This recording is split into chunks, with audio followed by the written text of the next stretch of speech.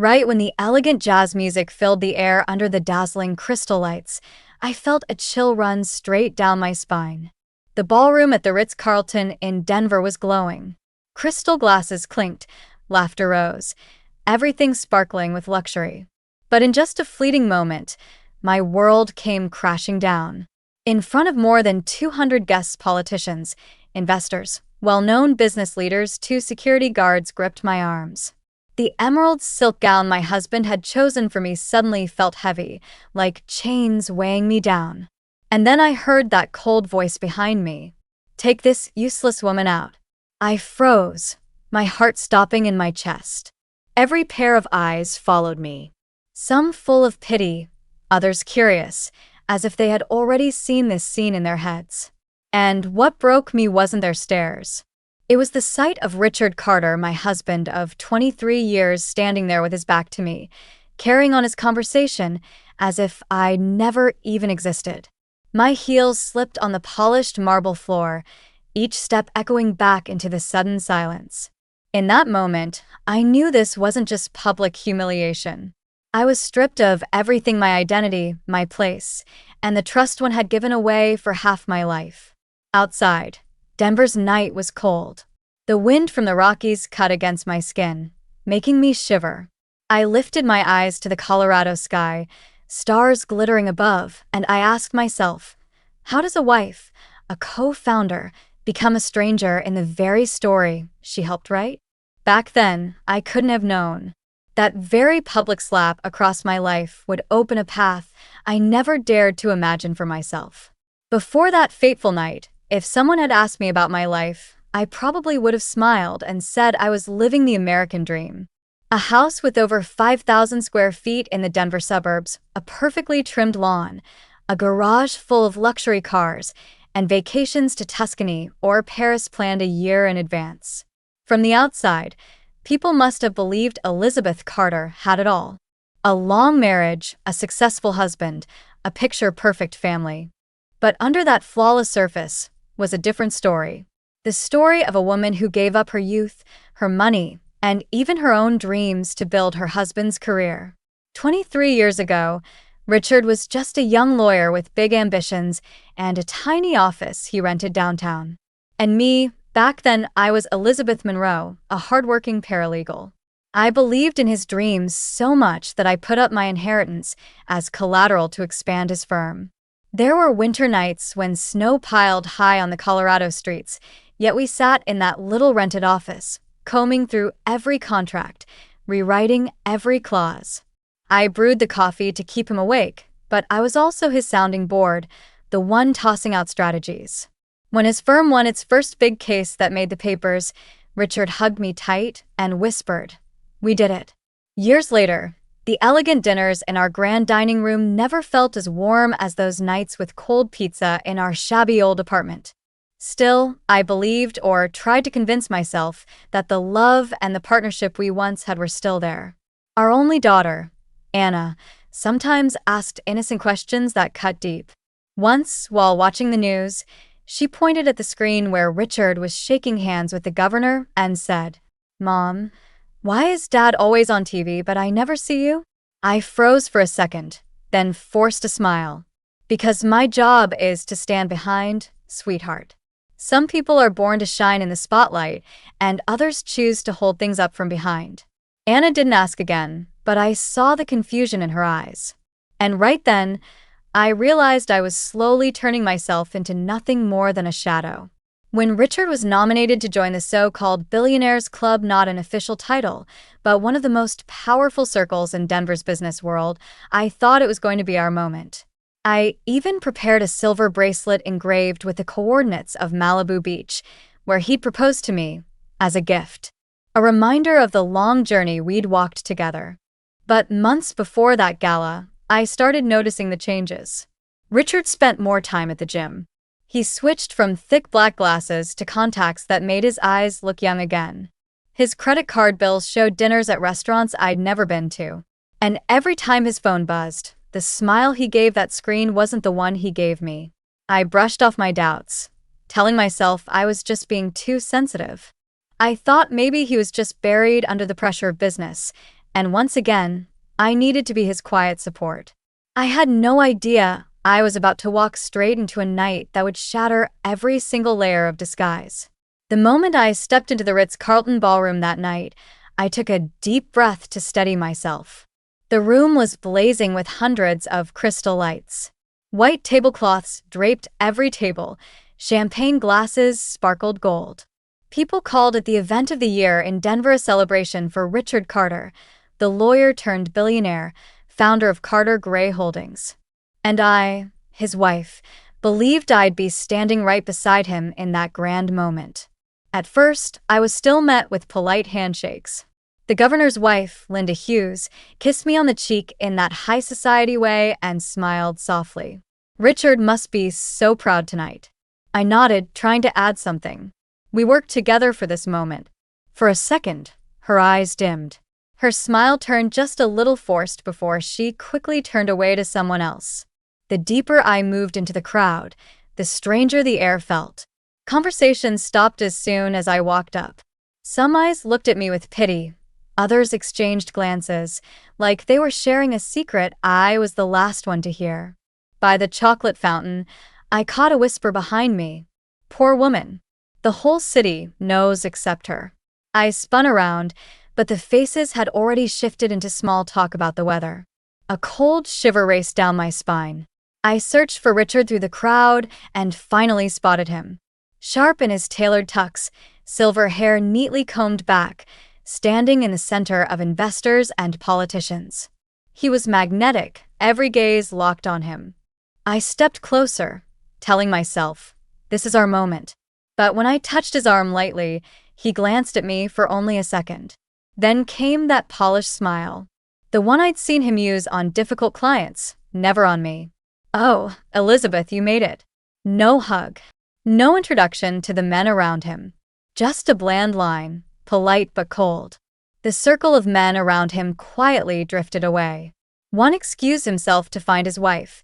Another checked his watch and slipped off. Suddenly, it was just me and Richard, side by side, though the space between us felt wider than ever. This is our night, Richard, I whispered, trying to keep my voice steady. He adjusted his tie, eyes flicking toward the crowd waiting on him. I need to get back to work. Deals don't sign themselves. And with that, he walked away, leaving me standing there like some useless prop. Right then, over the soft music and polished laughter, I heard a sharp female voice behind me. There, that's the cold wife. Never could make him happy. Each word cut into my chest like a blade. I turned, searching for the face that said it. But the crowd only looked at me with awkward sympathy before quickly looking away. In that moment, I understood. Tonight wasn't going to be a celebration for both of us. It was a play, and I had just been written out of the script. Right after that cruel whisper, I forced a smile, but inside my heart was pounding. I knew I had to find Richard. I needed him to look at me, even just for a second, to prove I still had a place in his life. And then, through the glittering crowd and the clinking of glasses, a figure appeared as if it had all been staged. Vanessa Lee, Richard's young assistant, walked up. She wore a tight red dress that shimmered under the lights like a proud flame. On her face was a sharp smile, the kind that belongs to someone who knows she's in control. Oh, Elizabeth, Vanessa's voice dripped sweet like honey, but every word burned like acid. I think there's been a little misunderstanding. This party is for people who truly bring value to the company. Not everyone qualifies. I straightened my back, trying to keep calm. I'm a founding shareholder of Carter Gray. I own 17% of the company. If that's not a reason to be here, then what is? Vanessa tilted her head, her eyes gleaming with fake sympathy. Oh, you're mistaken. I don't think Mr. Carter had time to tell you. The shares have changed. And I'm afraid, she gave a theatrical shrug. The past should stay in the past. Before I could even respond, 2 security guards stepped up. Their faces were stone cold, nothing like the men who used to bow and greet me as Mrs. Carter every time I walked into the firm. Take this woman outside, Vanessa said loud enough for everyone to hear. The room fell silent. The band paused for one heavy beat. Hundreds of eyes turned on me. I caught the whispers, "Oh my God," and saw others shaking their heads with pity. I looked around, desperate to find Richard. He was only a few steps away, still deep in conversation with a group of investors. He didn't stop it. He didn't even glance at me. He turned his back and went on about deals in Europe, like I had never even existed. Two rough hands tightened around my arms, steering me through the ballroom. My heels clicked against the marble floor, each strike echoing in the hush like a gavel. I didn't cry, but my throat burned, choked shut. Every step felt like I was walking away not just from the party, but from the life I had once trusted completely. When the massive revolving door closed behind me, the night wind from the Rockies rushed in, sharp and cold as a blade. Denver at night glowed bright with lights. Couples laughed on the sidewalks, groups of young friends headed to bars. All of it so far removed from me, a woman just erased by her own husband in front of a crowd. I stepped down the marble stairs, my chest hollow, as if I'd just attended the funeral of my marriage. And there, in the dim shadow, I saw the small velvet box I had dropped. The gift I'd meant to give Richard tonight. Inside was a silver bracelet, engraved with the coordinates of Malibu Beach, where he proposed to me 23 years ago. The streetlight glinted off the box, then faded as I turned away. And in that moment, I knew it wasn't just the bracelet I'd left behind.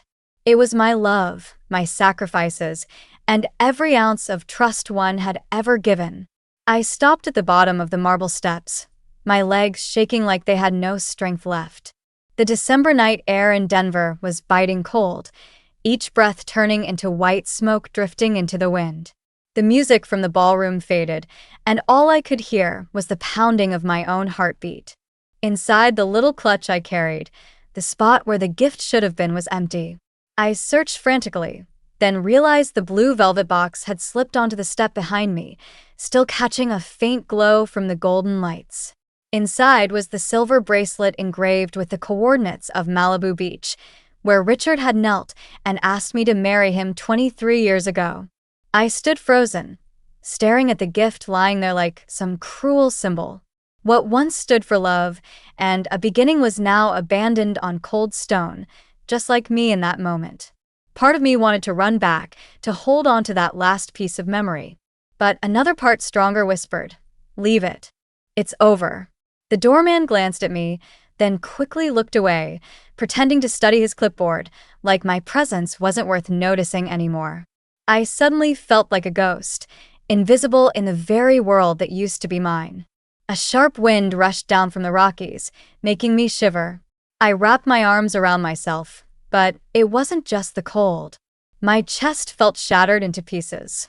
The image of Richard turning his back on me inside that ballroom kept replaying, each time squeezing my heart tighter, like an invisible hand wouldn't let go. And in that moment it hit me. All the years I carried the load, all those nights drafting contracts, the times I mortgaged everything to keep the firm alive had all been erased, dismissed, like they never happened. I turned away from the hotel and walked fast into the shadows of the parking lot. Every click of my heels on the concrete echoed like a reminder of the painful truth. I hadn't just lost my husband. I had lost my place in the story of my own life. Sliding into the driver's seat of my Tesla, I gripped the wheel so tight my knuckles went white. In front of me wasn't the image of a woman thrown out of a party. Deep inside, something else began to rise. Hard, fierce, like a fire sparking to life in the dark. And I knew from that moment on, I would never again be the Elizabeth Carter they thought they could dismiss. I sat in the black Tesla, my hands still gripping the wheel. The parking lot glowed under cold fluorescent lights, bouncing off the shiny paint. The laughter and jazz from the ballroom were just faint echoes now, like they belonged to another world. A sob caught in my throat, but I held it back. Tears wouldn't change a thing. I took a deep breath, opened my purse, and pulled out my phone. The screen lit up. Richard's face appeared in a photo from last Christmas, him smiling under the tree, his arm around our daughter. My heart ached, but I swiped past it and found another name, Daniel Wu, our financial advisor for nearly 15 years. The call rang a few times before Daniel picked up, his voice rough with sleep. Elizabeth? Are you okay? It's late. I cut him off, my voice strangely calm. Daniel, I need you to prepare to sell all my Carter Gray shares. All 17%, worth about $17 million. First thing Monday morning, you make it happen. Silence. Just as quick, uneven breathing on the line. Elizabeth, that's a huge decision. Are you sure? We just reviewed your portfolio last month. I stared at my reflection in the windshield, eyes red but steady. I've never been more sure of anything. Do it. He let out a heavy sigh. All right. I'll set it up. But, Elizabeth, what happened? I hung up without answering. I didn't owe anyone tonight's story. Not yet. With the car still sitting in the dark, I dialed Clara Simmons, the travel agent who'd handled our family trips for over a decade. The line buzzed a few times before Clara answered, groggy. Elizabeth? What's going on? It's so late. Clara, cancel the Tuscany trip next month. The villa, the flights, the restaurants, everything. I want the cancellation email by morning. She gasped. But that's your 23rd anniversary trip. The fees will be huge. Are you sure you? I'm sure. Cancel it. My voice was so firm, even I didn't recognize it. I leaned back in the seat, my heart pounding. Each call was like a pair of scissors, cutting one more tie that had bound me for years. The phone buzzed. Richard's name flashed over and over. I let it ring out, again and again, until it stopped. Messages poured in. Where are you? We need to talk. Don't do anything crazy. I gave a bitter little laugh. For years, he gave the orders and I nodded. But now things had changed. Driving through the quiet streets of Denver's financial district, I passed the building where Richard had opened his first office. I remembered us standing in that empty room, hugging each other and promising to build an empire. I kept my promise. He didn't. When I reached our suburban mansion, I shut my phone off completely. Inside the silent house, every photo on the wall, wedding, vacations, Christmas, felt like relics from a life that no longer belonged to me. I went straight to my office, opened a drawer, and pulled out a thick file. Contracts, papers, evidence I'd carefully saved for 23 years.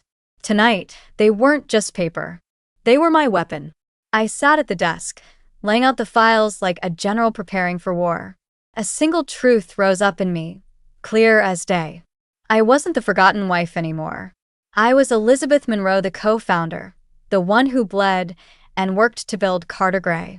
And from this moment on, I was taking it all back. The 43rd floor boardroom at Carter Gray looked out over Denver. The Rocky Mountains sat dusted with snow in the distance. Morning light streamed through floor-to-ceiling glass. This place used to make me feel small in the best way, a symbol of the power we built from nothing. But that morning, when I pushed open the heavy wood door, the only thing I felt was a strange calm.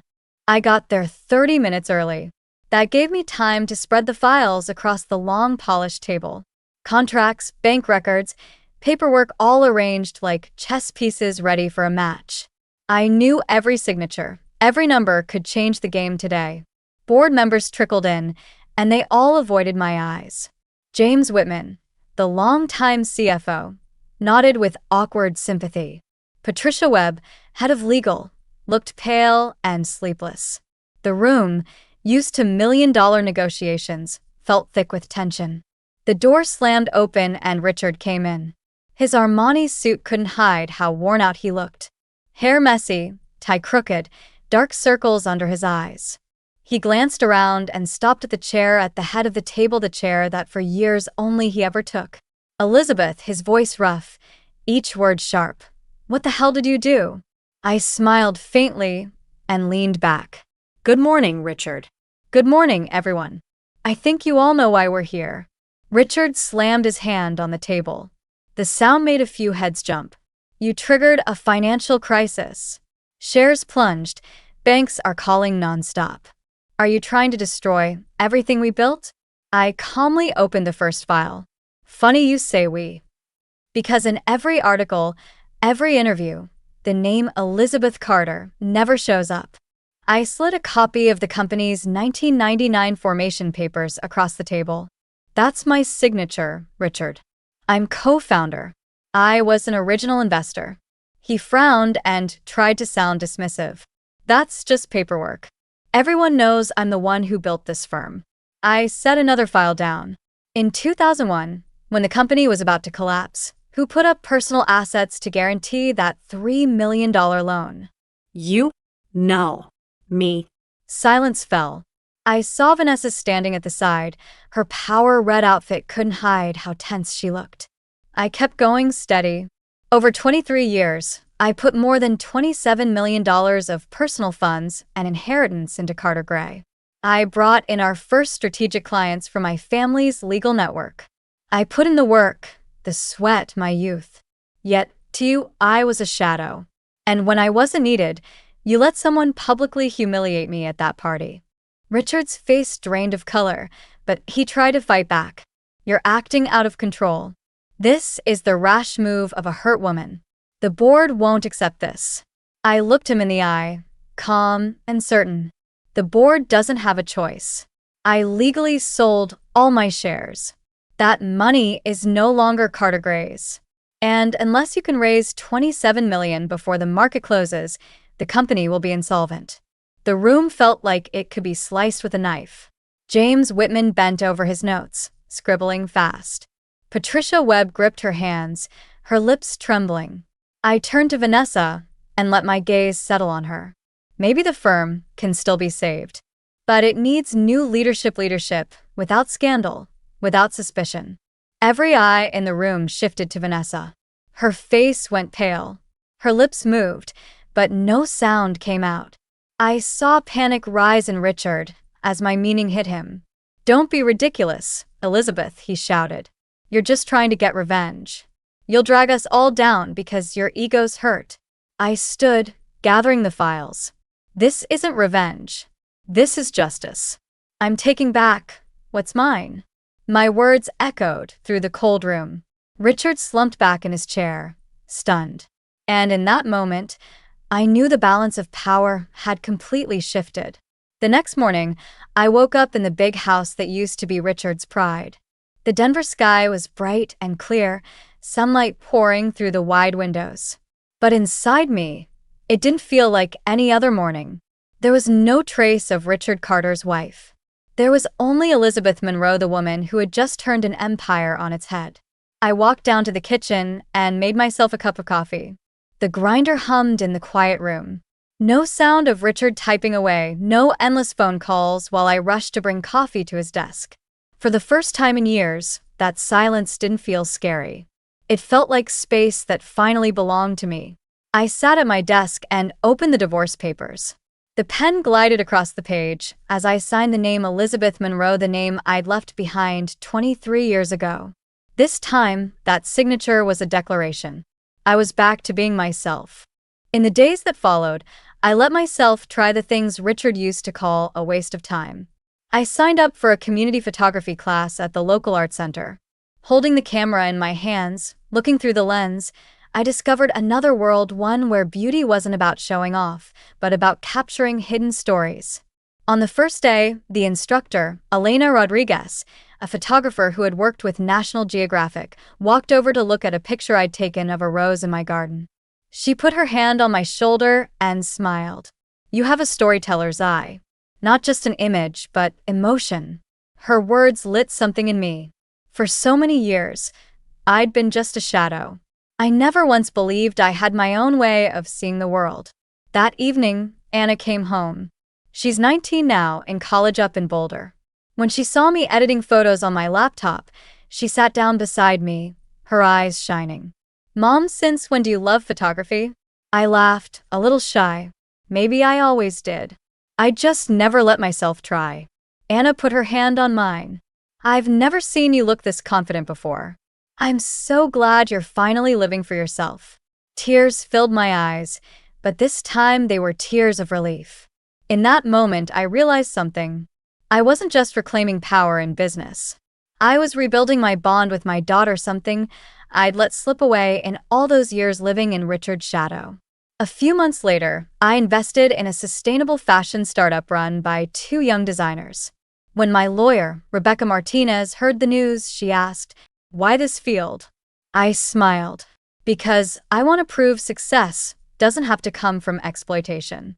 And because they deserve the same chance I once gave Richard. Rebecca studied me for a moment, then nodded. Elizabeth, you're not just rebuilding your life. You're redefining it. Those nights in photography class, the meetings with the startup team, and the open-hearted talks with Anna slowly wove together a new tapestry for my life. A tapestry no longer stained by silent sacrifices, but colored with freedom. I realized something. Rebirth isn't about throwing away the past.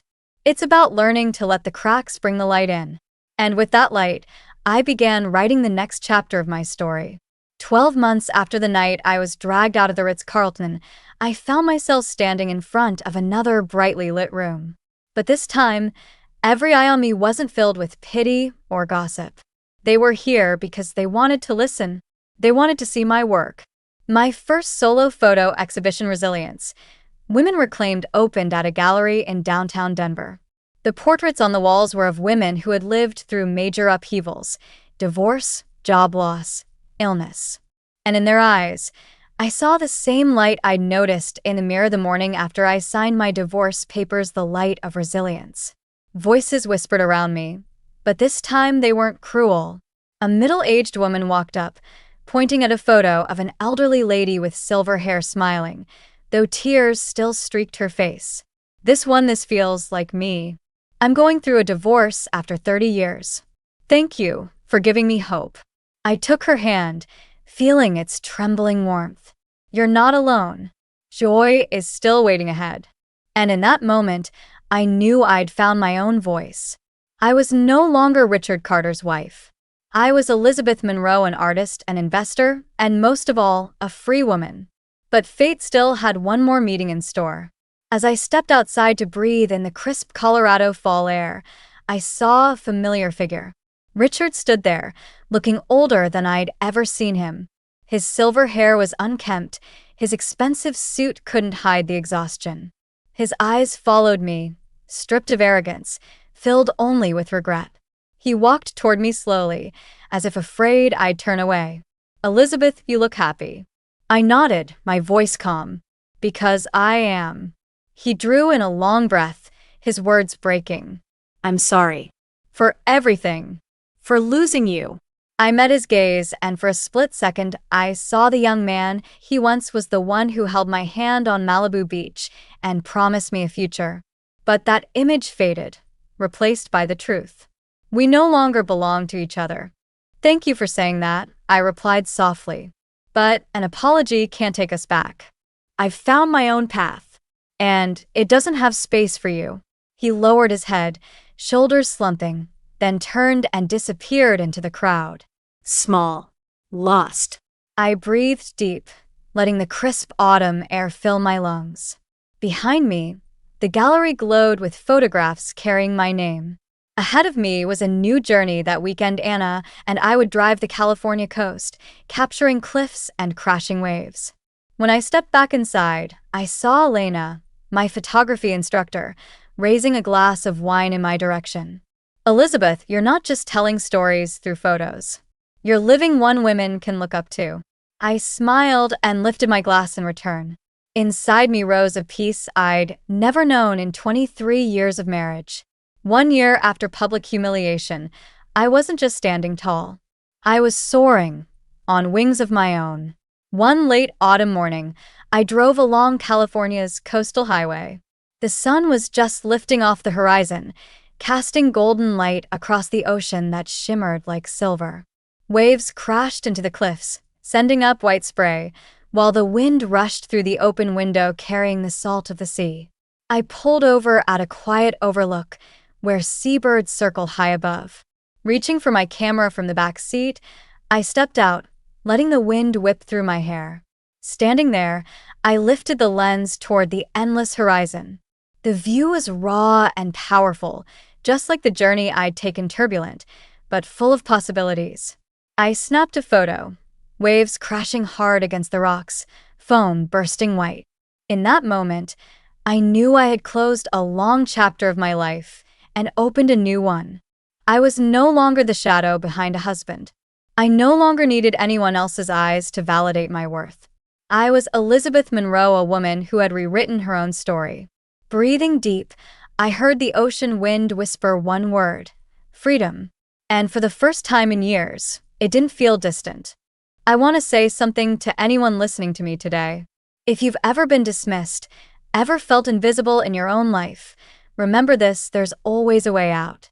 It might start with one small choice, one move that feels reckless. But that single moment can open the door that leads you back to yourself. For 23 years, I let someone else write my story. But in just one night, I decided to pick up the pen again. And believe me, that feeling is worth more than any title or fortune. If my story speaks to you, leave a note of encouragement below this video. Or share it. Because somewhere out there may be a woman who needs these exact words to finally believe she's worth so much more than anyone ever told her.